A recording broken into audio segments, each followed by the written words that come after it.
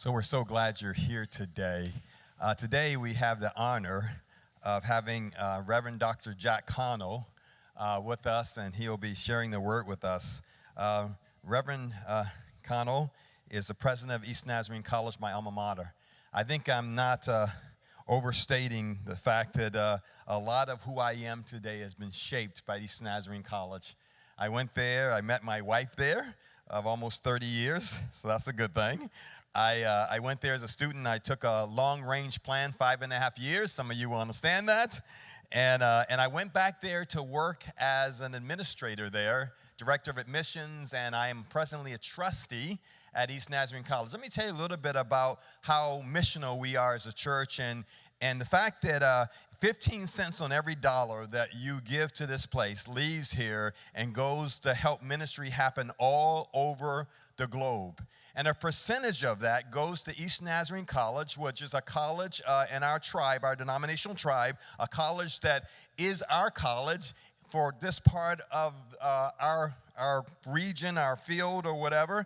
And so Eastern Nazarene College is a college that you have supported through your giving. 2 years ago, as a trustee of Eastern Nazarene College, we were looking for a president.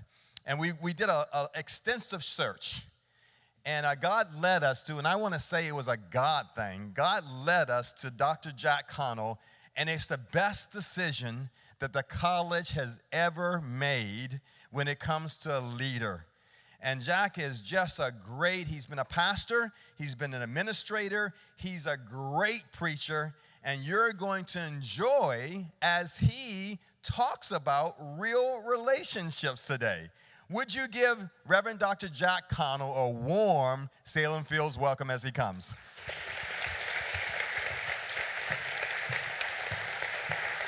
We have a student at Eastern Nazarene College, and Heaven's mom is out there, Michelle, and so Heaven is a student there at Eastern Nazarene College, and Jack will tell you a little bit more about that. God bless you, sir.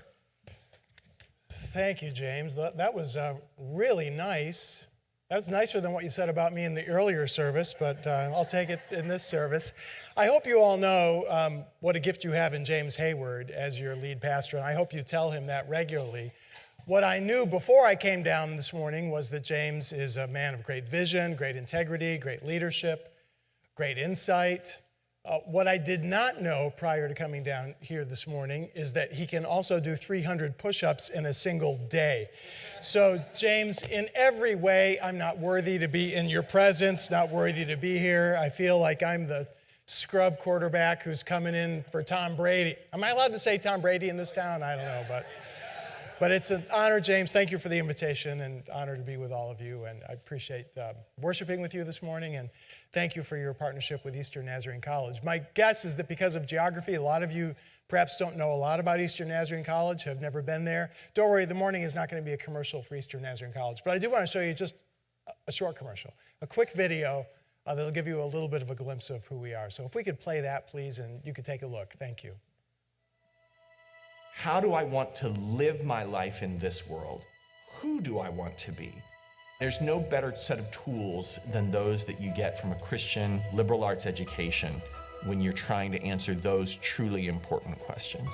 Here at Eastern Nazarene College, it's that wonderful combination of outstanding academic preparation with a profound commitment to the Christian faith and to our students. The ANC community is a community of support. It's small, everyone knows you. We have a unique blend of students here. It makes a wonderful mix. A lot of us are coming from out of state, other countries. Everyone brings their own experiences, their own backgrounds. ENC provides a good opportunity to grow spiritually, make new friends, long-lasting connections. Students are mutually supportive. The faculty here, they truly invest in you as a person as well. What you will get is one-on-one attention. With the small class sizes, everyone's involved. We make students active participants in their own education, and our faculty encourage them to step outside that classroom. You have access to the entire Boston area. With Boston being so close, going into the city is a lot easier. Being so close to Boston is an opportunity, finding internships, experience. Boston is the global hub of higher education, and the resources of the city are just world world-class. This place has so much to provide. Going to sporting events is a very big community thing. It brings everybody together. The athletics department in general is a family. The coach is amazing. If I need anything, they're always there. The collegiate experience in athletics pushes you and helps you grow. As a student athlete, I feel incredibly supported. I think that's something that's cool about our campus and our students is we see each other's passions and we support them. Our students here genuinely want to serve God and serve the world and make a difference. We are called to serve others as if we are serving God. The way people care for each other, I really like that. By people investing in me, I've taken steps outside of my comfort zone. I'm in a place where I can succeed, where I can grow. You left your family when you left home, but this is also your second family. It's been a wonderful experience. I've learned a ton. You will find your voice, you will find your faith, you will find a place here that's for you.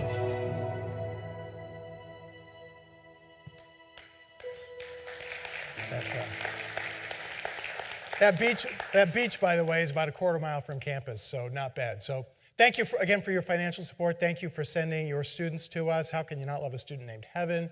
I mean, doesn't get any better than that. If you'd like to learn more about the school, we have a table out in the lobby. Mark Brown, who's our Director of Church Relations, is also here, so the two of us will be happy to interact with you and answer your questions. And thank you again for the invitation, James, and end of commercial. Back in the 1970s, a guy named Richard Daley was the mayor of Chicago, and he was known as a really tough, demanding guy to work for. One day, his speechwriter came into his office and asked Daley for a raise. And Daley said to the guy, "There is no way in the world I'm giving you a raise." He said, "You make more than enough money already, and it should be enough for you that you get to work for a great American hero like me." And he dismissed the guy with a wave of his hand, and that was the end of that. A couple weeks later, Mayor Daley was giving a speech to a large convention of veterans. It's going to be a major speech, lots of media attention, because at this occasion, Mayor Daley was going to be rolling out a set of initiatives to provide assistance to veterans. Now, one of the things that Mayor Daley was known for was not reviewing his speeches before he read them. He would just come to the podium, open up the notebook, and read whatever was in front of him. James does this every Sunday morning. He has a speechwriter who does these beautiful sermons. So, no, not the case at all. So, that was the case for Mayor Daley, though. So he comes to the podium, opens up the notebook, begins to read his speech. The speech begins. He talks about how proud he is of the nation's veterans, how concerned he is for their well-being, how we have a moral obligation to care for our veterans. It was a wonderfully inspiring, beautifully crafted speech. And then he said, "So today, I am unveiling a comprehensive plan to care for our veterans. It's a 17-point plan that includes city, state, and federal governments." And an ambitious plan, and everybody was real eager to see what that plan would be, including the mayor himself. So he turned the page of his speech, and on the next page, he saw only these words, "You're on your own now, you great American hero." Most of us like to think of ourselves as self-sufficient, self-reliant, pretty independent people. When our oldest son was 3 or 4 years old and I would be a little bit too helpful to him, he would get frustrated with that and say, "Daddy, I can do this by self."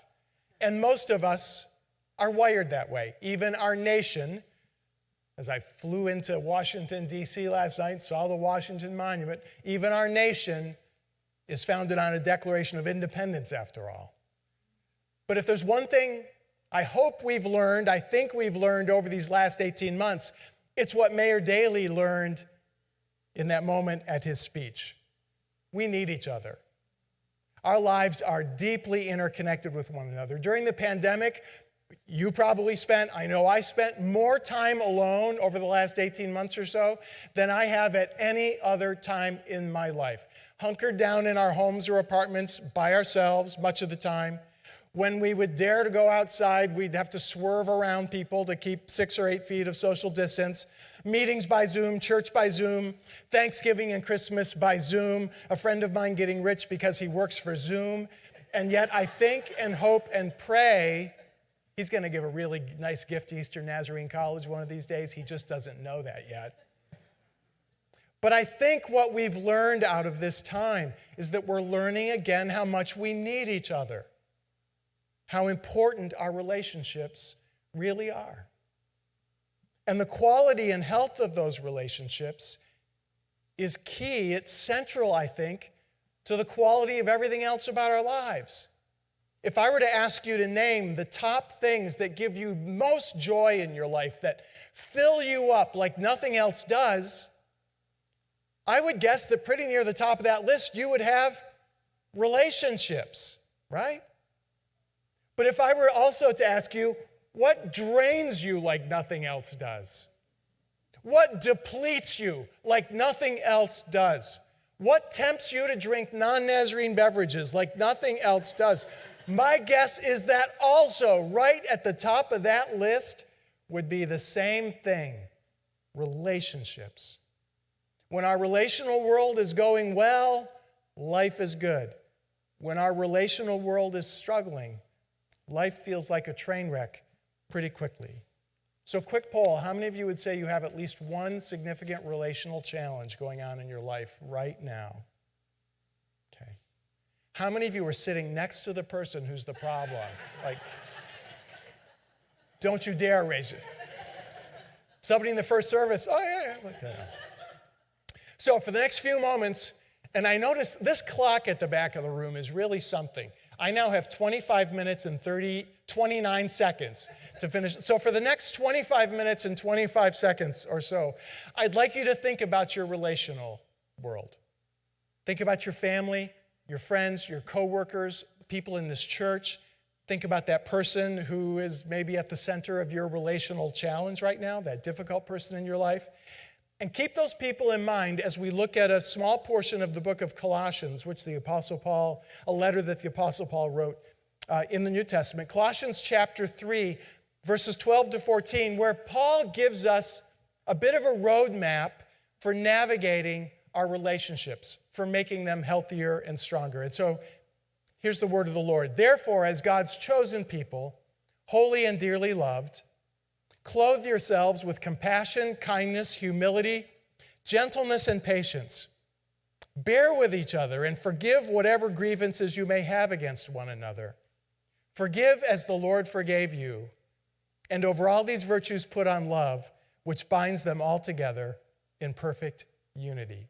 I view this passage as a kind of progression, as a series of qualities or steps that build upon one another. And since I work at a college, I like to think of this passage as sort of freshman level curriculum, sophomore level curriculum, junior level curriculum, and then finally the senior level curriculum in relating to the people that God has put in our lives. And so let's walk, well, no, we don't have time to walk. Let's run through this curriculum that God gives us about relationships. So freshman level, course 101, easy stuff.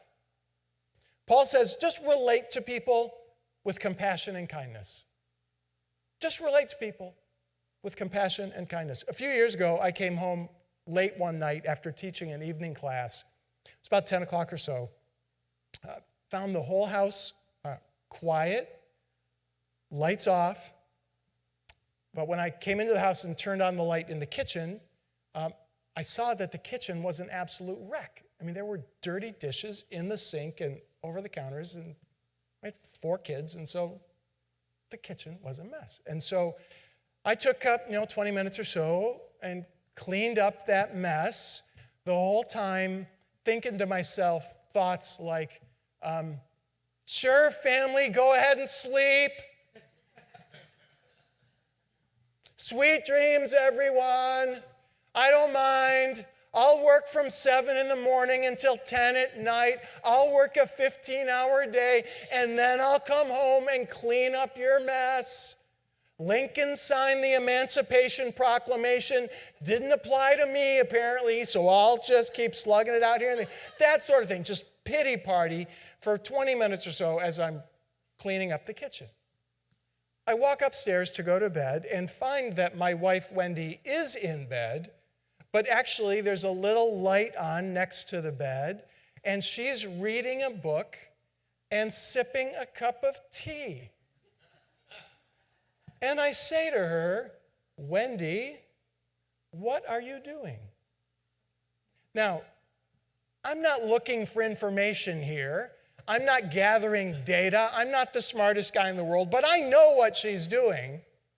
What I mean is, how come you're in bed reading a book and sipping tea when there was a room full of dirty dishes downstairs? I mean, what's going on here? Which led to, let's just call it a really fascinating discussion about gender roles in marriage, about division of labor sort of assignments, our families of origin, our respective mothers got involved in the conversation as well. I'm not going to bore you with the whole thing, except for to say that I was a jerk and ended up sleeping on the couch that night, and my teenage son woke me up the next morning with these words, Dad, do you need any help with Mom? And I said, no, I can do this by self. So, I mean, what exactly was my problem here, right?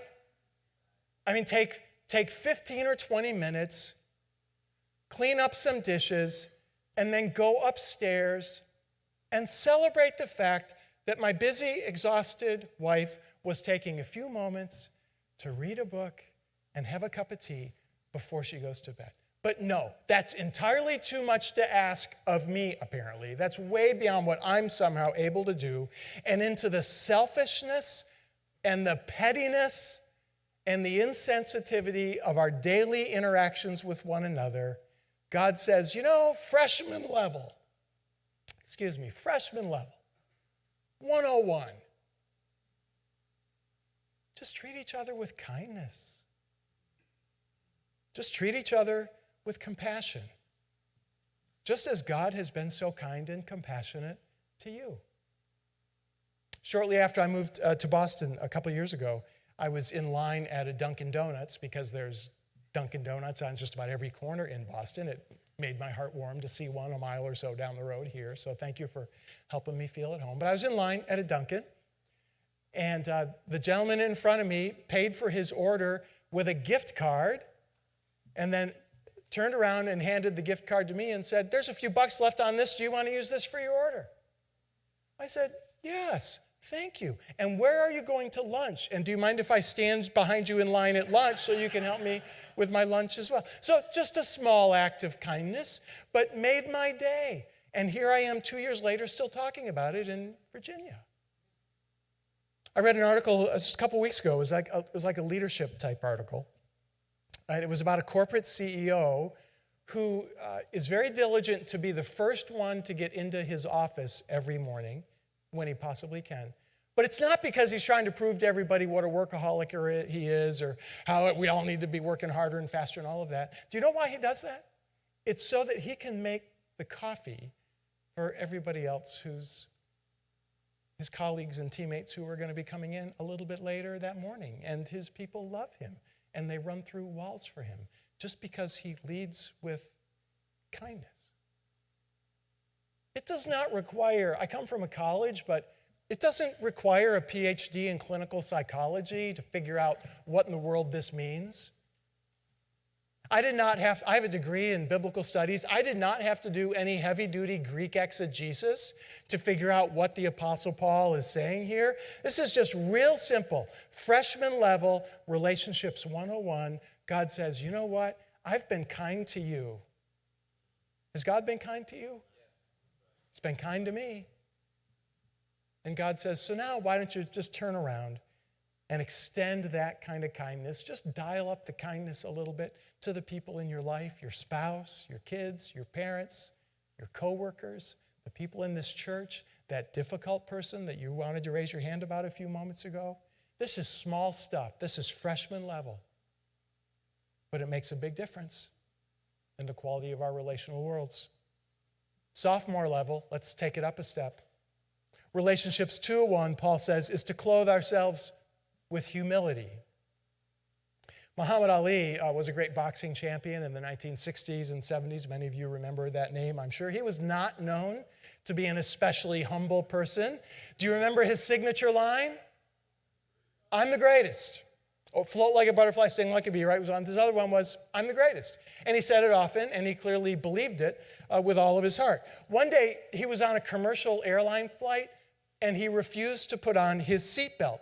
The flight attendant came by to him and said, Mr. Ali, I'm sorry, I know who you are, but we really need you to put on the seatbelt. Ali said, Superman don't need no seatbelt. To which the flight attendant replied, Superman don't need no airplane.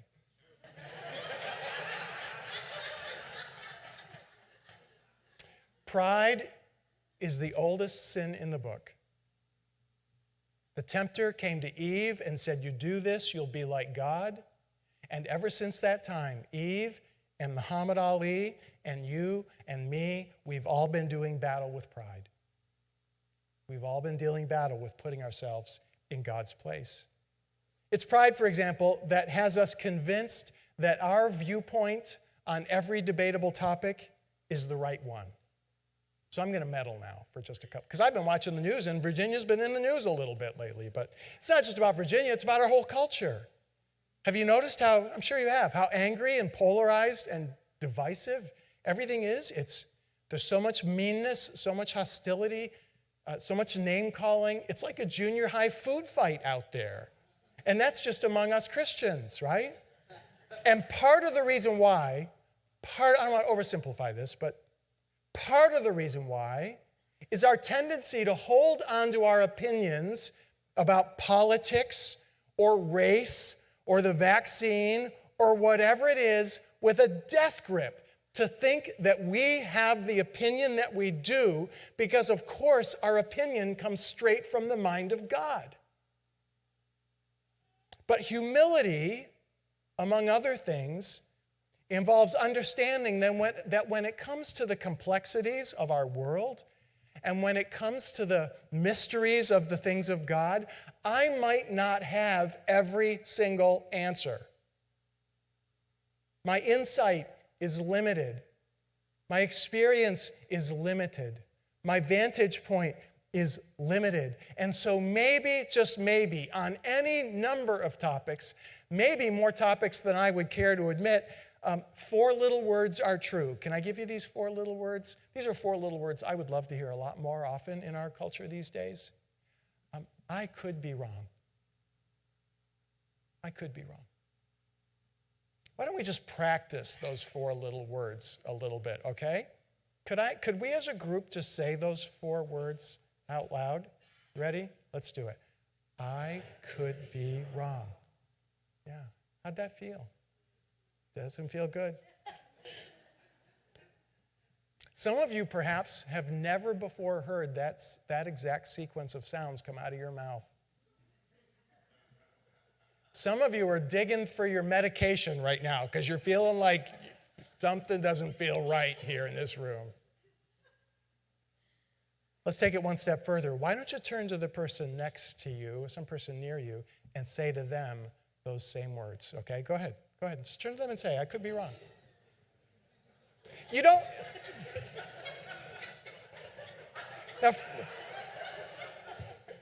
Now, some of you are responding by saying, yeah, you are, and actually I'd like to... No, don't do that. I'm not asking you even, by the way, to believe it. We're just practicing saying the words, okay? Okay? But a little humility about our opinions would go a long way in our relationships and in our culture and in our world, I think. And the fact that we're unwilling to go there, it's rooted in pride. You understand I'm not taking a side. You all hear my heart on this? It's pride that causes us to find fault with people. A friend of mine recently posted this on Facebook. I'm not judgmental. I just have excellent assessment skills. But if you are one of those people, I lived most of my life in upstate New York, and I know they're in New York. I live now in Massachusetts. I know they're in Massachusetts. I don't know if these type of people are in Virginia or not. But if you're one of those type of people who have the spiritual gift of discernment when it comes to what's wrong with everybody else, and the spiritual gift of total blindness about your own flaws and faults, and ways in which you are sin-stained, that's rooted in pride. It just is. It's pride that causes us to talk more than we listen. It's pride that causes us to think we're the smartest person in the room. It's pride that causes us to be oblivious to the needs of others. It's pride that causes us to think that Boston is the best sports city on the planet. Well, that one's actually just true, but no. And so the invitation of God is to live with this quality called humility, which is not to think that we're worthless or to think that we're no good or to think that we don't have skills and gifts and talents. We're all made in the image of God. We're all fearfully and wonderfully made. Humility is simply to be not so preoccupied with ourselves and so preoccupied with our agenda and so preoccupied with our opinions and to be a little bit more mindful of one another. That's sophomore level, 201, humility. The junior level, relationships 301, is to bear with each other. And the idea here is simply to accept people, to put up with people, even when they drive you crazy. I will never forget the first time I saw my wife, Wendy, make a peanut butter and jelly sandwich. Peanut butter and jelly sandwiches are important to me. I have one almost every day at lunch. It's, it is the perfect meal, right? Can I get an amen? We were newlyweds. Peanut butter and jelly sandwiches for lunch one day. And I watch as Wendy spreads the peanut butter on one slice of bread. Okay, we're off to a good start. She spreads the jelly on the other slice of bread. We're continuing down a good pathway. And then she proceeds to eat the slices of bread separately, one at a time. Now, everybody knows, everybody in the world knows, that is not how God intended peanut butter and jelly sandwiches to be eaten, right? The peanut butter and jelly have to come in contact with each other. The magic happens when they touch each other, right? Right? I mean, the Bible is very clear about this. And when I saw her eating her peanut butter and jelly sandwich this wrong way, I wondered, how could I have missed this when we were dating? I wonder if she'll teach our children to do this. This could have generational consequences. But after a few attempts early on in our marriage to try to convince Wendy that she was eating peanut butter and jelly this wrong, dysfunctional, unbiblical, godless way, I came to the realization that she's going to go to her grave doing just that. And I'm just going to have to accept her and her peanut butter and jelly dysfunction, just the way that she is. Friends, you have some people in your life who make their peanut butter and jelly sandwiches the wrong way.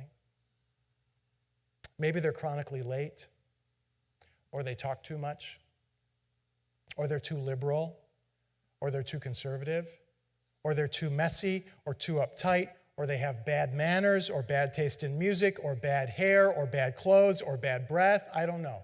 But news flash, friends, people are imperfect. People are flawed. Sometimes people are just really weird.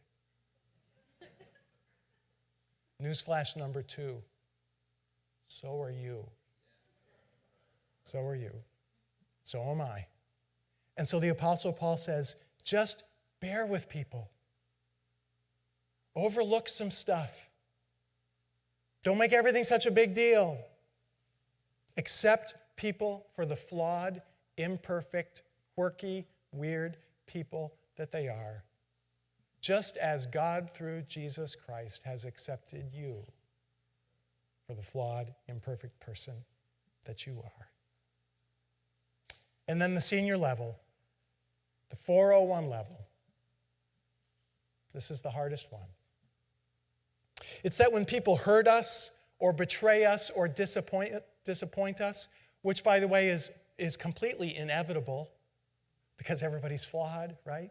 We're going to get hurt. The Apostle Paul says that we are to forgive them as the Lord forgave you. Do you know how in public gatherings like concerts or movies or worship services like this one, there are certain things we're not supposed to do because they are discourteous to the people around us. You know what these are. Things like talking out loud in the middle of the event, or forgetting to turn off your cell phone and taking a call, crawling all over people 3 or 4 times, to go to the bathroom and coming back and then doing it again, coming back, doing it again. Booing the guy who's speaking, never acceptable. Making out with your girlfriend, making out with someone else's girlfriend. These are violations of common courtesy in public gatherings like this one. They're just rude to the people around us. But one day Jesus was teaching, it's in his Sermon on the Mount, and in his message, he gives people permission to break one of those rules. He tells people that there's one situation where even if it's in the middle of a worship service, even if it's in the middle of James's sermon, even if it's in the middle of when you are receiving communion together, in the most holy, sacred moment of a worship service, Jesus says you are to get up, pack up all your stuff, crawl over as many people as you need to, say, excuse me, excuse me, excuse me, and leave right in the middle of it. And do you know what the one situation is that Jesus says warrants that kind of discourteous behavior? He says, if you have a relationship with someone that's gone sideways, if you have a relationship with someone that's marred by hostility or resentment or lack of forgiveness, Jesus says, you get up right in the middle of the worship service and you go make it right. Jesus says if you're in the middle of the service and realize you might miss the kickoff of the big game, that's okay. You'll see the second half. If the music or the sermon isn't to your liking, that's okay. God can speak to you anyway. If you remember that your lunch is set too high in the oven, that's okay. Just consider that as a burnt offering unto the Lord. But if you're in the middle of a worship service and you remember that there is resentment or bitterness between you and someone else, Jesus says you get right up in the middle of it and you crawl over whoever you need to crawl over and you go and make things right. There is this urgency about forgiveness throughout Scripture because grinding away in so many of our lives is this wheel of hostility and bitterness and unforgiveness. And it's toxic. It's toxic to the other person. It's toxic to the relationship. It's toxic to the entire community. And it's also toxic to us. As Anne Lamott said, not forgiving someone is like drinking rat poison and waiting for the rat to die. And so the Apostle Paul says to us in this passage, you have been on the receiving end of the greatest grace deal in history. You've been on the receiving end of the greatest forgiveness deal the world has ever known. God, through Jesus Christ, no longer holds anything that you have done against you. And now the ask is, will we turn around and extend that same kind of mercy and forgiveness to the people in our lives who have hurt us? To stop punishing them, to allow grace to have the final word. And it's hard. But our relational world will never be healthy absent that. As James mentioned, I was a local church pastor for many years, 19 years actually, which means I had the privilege many, many times of being with people in their final moments, final days, final hours. Sometimes in a hospital, sometimes in a nursing home, sometimes right in their home. And do you know what? I would imagine dozens of times over the years I had that privilege. Do you know what never happened not once in those moments? I never had the person who was dying say to me something like, Jack, thank you for coming. Could you please go back to my house and get my resume? I want to just look one more time at all of my professional accomplishments. I never had anybody say to me one time, Jack, could you go on the company website and get the org chart and bring that to me? Because I want to just admire again how high I climbed on the corporate ladder. I never had anybody say to me one time, Jack, could you go back to my office, my home office, and get my financial statements and bring me a calculator? Because I'm just wondering, what is my net worth? And I want to calculate that one more time. Never had anybody ask to get their golf clubs so they could practice their backswing one more time. Never had anybody ask me to go get their 65 Mustang and pull it up outside so they could look at it one more time. Do you know what the ask always is in those moments? Always, always, always. It's about people. It's about, can you get my wife? Can you call my kids? Can you bring my small group from church over? Because in those last moments of our lives, it's almost like we get sane. It's like the scales fall from our eyes, and we remember what's really important, what really matters. And you know what it is? It's people. It's the relationships that God has given to us. Friends, let's not wait until our deathbeds to get this right. Let's not get preoccupied with resumes and net worth and hobbies. Not that any of those are bad things necessarily, but they're not what's most important. It's the people in your life who God has given you. Your spouse, if you're married, your family, your friends, your small group, your coworkers, the people in this church, yes, even that difficult person. And I invite you to follow the curriculum. Just dial up, by the power of the Spirit, kindness and compassion. Be a person of humility and graciousness. Bear with people and forgive them as the Lord has forgiven you. We're not made to do this life by self. We need one another. May God give you grace to love the people in your life as God has loved you. Gracious God, I thank you for these friends this morning. I thank you for the relationships that each one of them has. And I pray that as every person here seeks to live in vital union with you, would you give us grace by your Spirit to build relationships that will be honoring to you and will bring great joy to our lives. Help us to know what we should do today, what next step we should take. We pray in Christ's name. Amen. God bless you. Let's give him a round.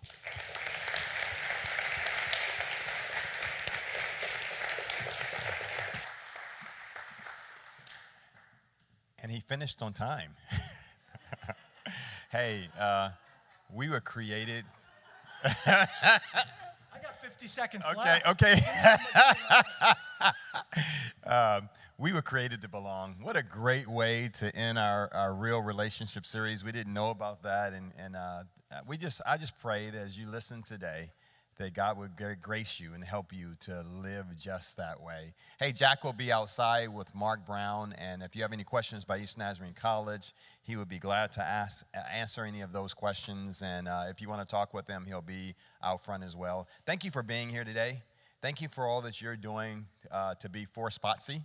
And so as you go today, God bless you, and God go with you. Have a great day.